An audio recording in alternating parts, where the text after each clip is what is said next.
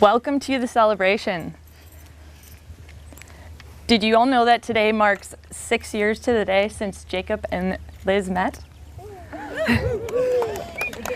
I hope you two feel how much love and support are in this space as everyone is here to celebrate your story.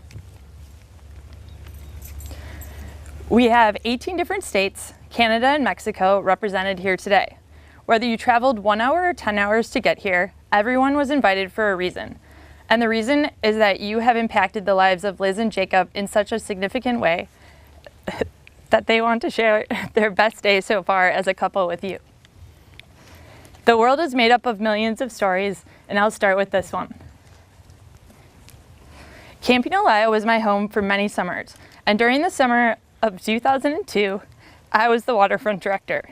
I was also gearing up for my new teaching job in fall in Deerfield, Illinois. Upon taking my lunch break, I was introduced to a newly graduated 8th grader, Liz. I was thrilled to know I would be moving to a community where someone would finally understand camp, and since I didn't know anyone in Illinois, I felt less afraid about my new adventure.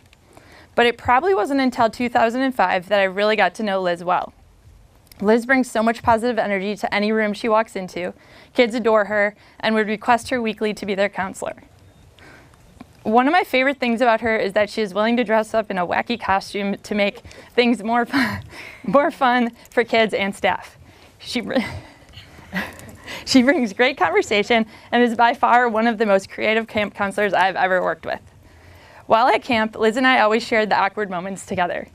Whether it was putting on a skit in front of the entire camp or laughing because that was all we really could do. And at other times, we were able to find each other on the stage, on the verge of tears with hugs awaiting. Her friendship has always been a comfort to me, and I am grateful our paths crossed 16 years ago. I am honored to be here today as a part of this celebration because Liz is one of my favorite people, and I am thrilled she and Jacob found each other. When I first met Jacob, I will have to say I had my guard up because sometimes I take on the role as Liz's protective older sister. I can't help it, I just adore her. However, I met Jacob at a wedding where Liz was a bridesmaid, and we bonded quickly over hilarious stories and random occurrences. Needless to say, I understand why Liz and Jacob hit it off. Jacob is so chill and genuine and sincere, and he has a huge heart. They really do balance each other, not only as a couple, but as each other's biggest fans too. 6 years ago today, Liz and Jacob met in Trinidad, California. Liz was in town for Jacob's sister's wedding.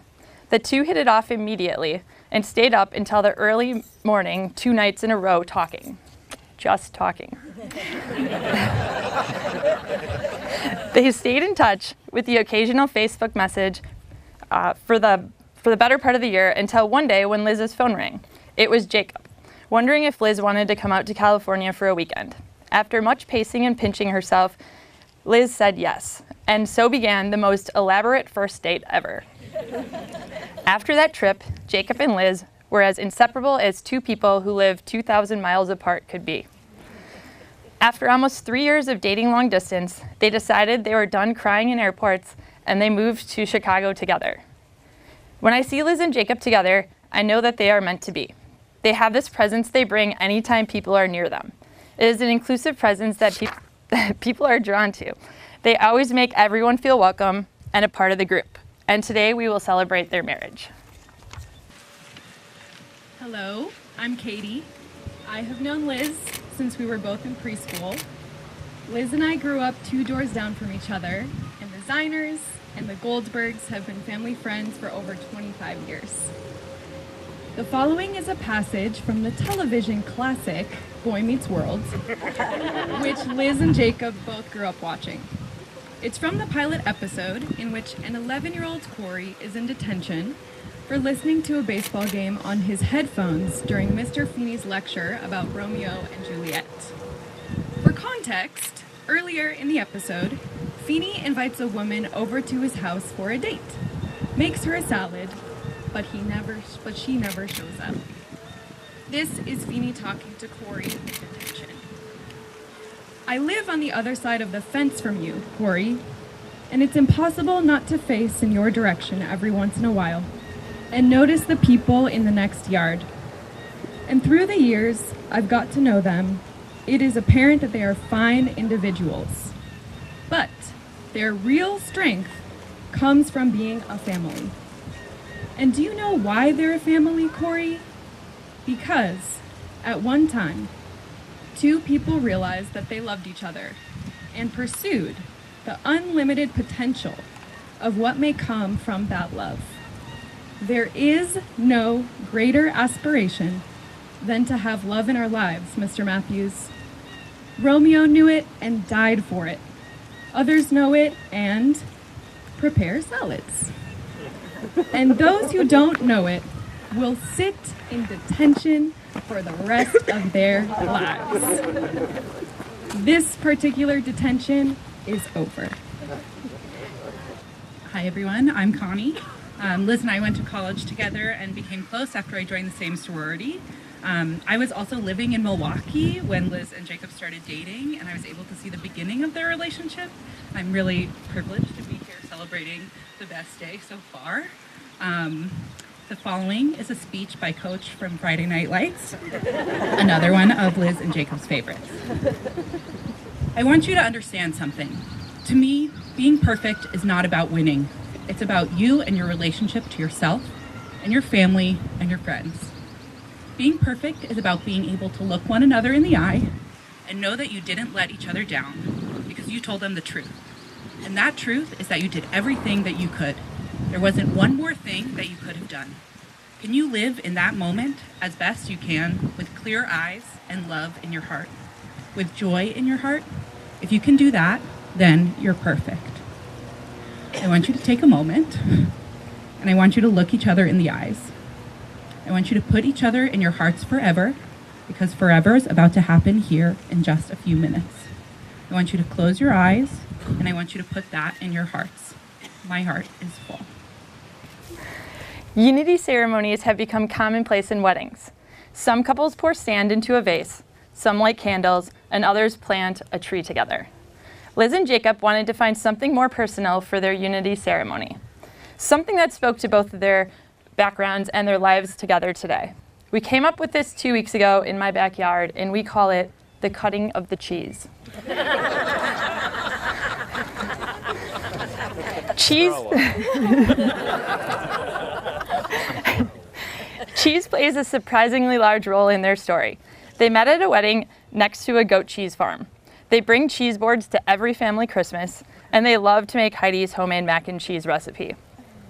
If Wisconsin is known for anything, it's cheese, and happy cows do come from California. So, here we have some Humboldt Fog goat cheese from the farm next door to where they met, just a short walk from Jacob's childhood home, and cheese curds over here, the crown jewel of Wisconsin cheeses, and Liz's #1 favorite Bloody Mary garnish. So Liz and Jacob will cut their native cheeses, both. Yes. We'll make you one too. Fantastic. There will be some out there later. Both will put them onto a cracker, and they will then eat their crackers as a symbol of their marriage, and also because cheese is great. That guy over here. You got one too. I see you. Sorry if you don't like this kind You of don't cheese. have to eat it if you don't want to. Just put it down. I might put it down. I'm going to toast it. This is pretty complicated. All right, I'd like to raise a toast, a cheese toast, to this Humboldt Fog and cheese curd. And if you could all repeat after me. May you stay sharp. May you stay sharp. Age well. Age well. And continue to make each other melt. And continue to make each other melt. Cheers. Cheers.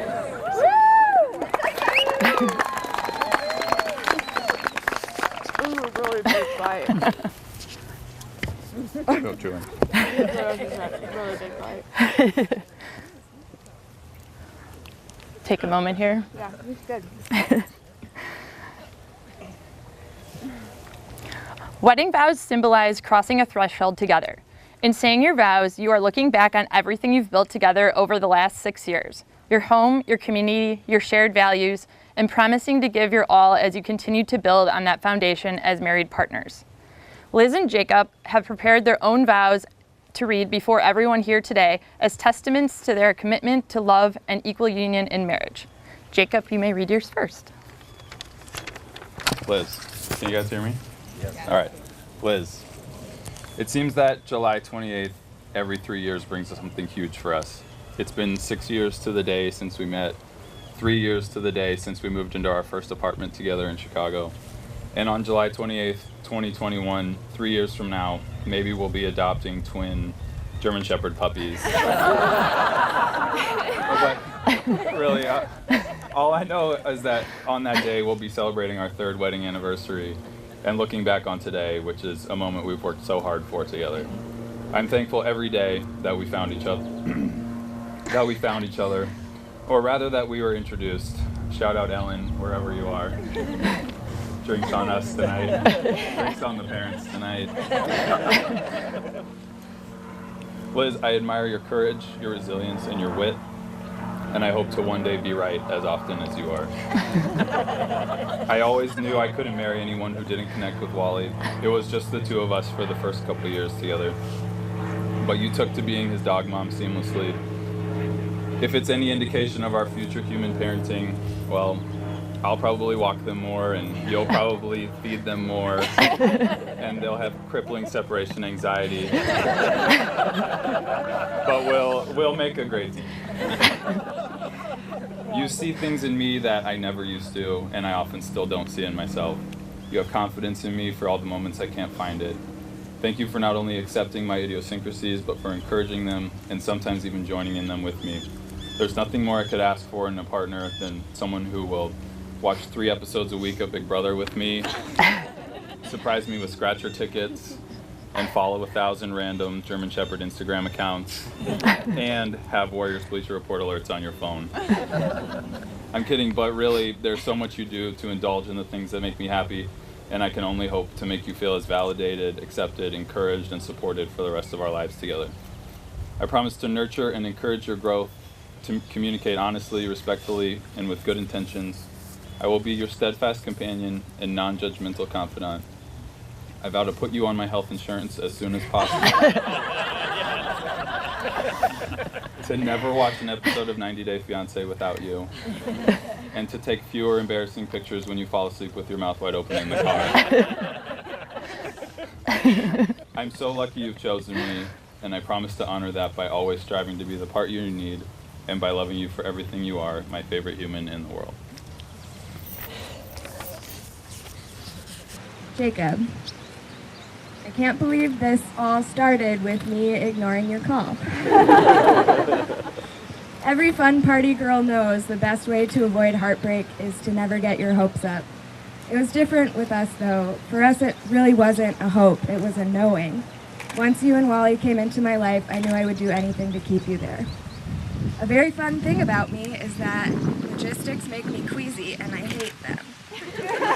But for some reason, the mountain of logistics and several literal mountain ranges between us never got in between my vision of us at the finish line together. The finish line being marriage, not death. But maybe death too, who could know? I hadn't the slightest clue how or when we would be together. We just were going to be. I finally realized it was time at the end of our first trip to Miami together. When we said goodbye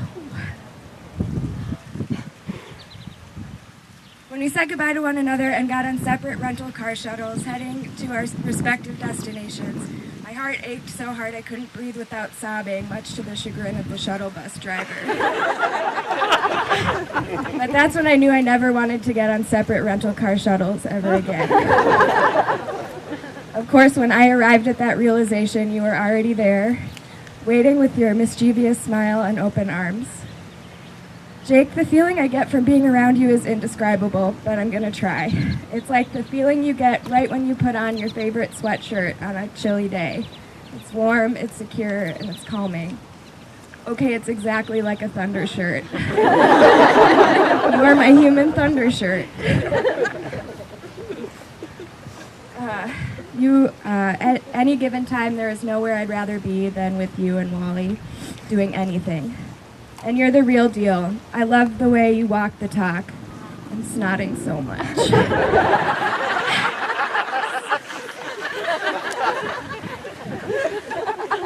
Love the way you wipe my snot. I love the way you walk the talk, from calling out misogyny in articles that you edit to shutting down the racist old jerks in our neighborhood Facebook group. You've taught me the hashtag direct approach, and it's been a game changer. I love that you will do anything for family, yours, mine, and now ours. I love that you love dogs as much as I do, a thing that I legitimately didn't think was possible. I love your family, all of it. Ladies, get you a partner who comes from strong women. They'll validate your outrage and pick up tampons from Walgreens without so much as a wince. The warmth and acceptance of both sides of your family and your friends is more than icing on this gluten-free cake. It's the glue on the cake. Cake glue. I could go on, but we have some really amazing appetizers coming up here. So I'll just say this. I love you and Wally more than words can adequately express. I still get the same flutter when I see I have a text message from you that I did 5 years ago. Every time. Your playfulness keeps mine alive. You've introduced me to so many of my now favorite things like Northern Thai cuisine and Big Brother. I can't wait to keep discovering new stuff to love and also mock together. So, Draco, here in front of all of our friends and family, I vow to love and support you no matter what. I vow to never stop getting you gummies and scratchers when I go to the store. I vow to be your forever teammate. I'm sorry, I vow to be your forever teammate and to try to share whatever burdens you. I vow to stay open to your point of view and try hard to understand it always. I vow to be the best dog mom and never ever complain about dog hair on my clothes. I vow to be the power of veto to your head of household and vice versa. And most of all, I vow to keep putting as much heart into us as I've got because you're worth all of it. I love you. Let's do this.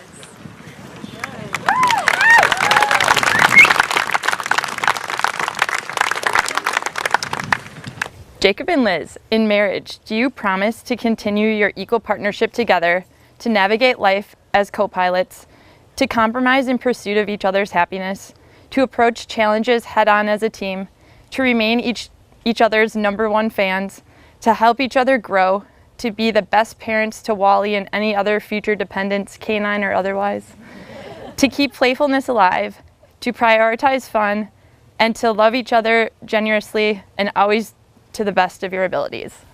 We do.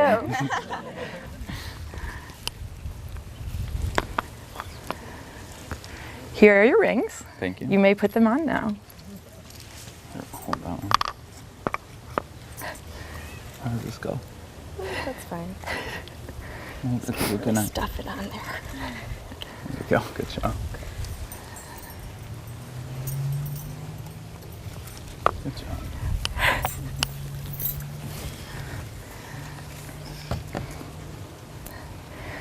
Liz and Jacob, on behalf of your friends and family here today, I wish you a lifetime of joy, companionship as friends and partners.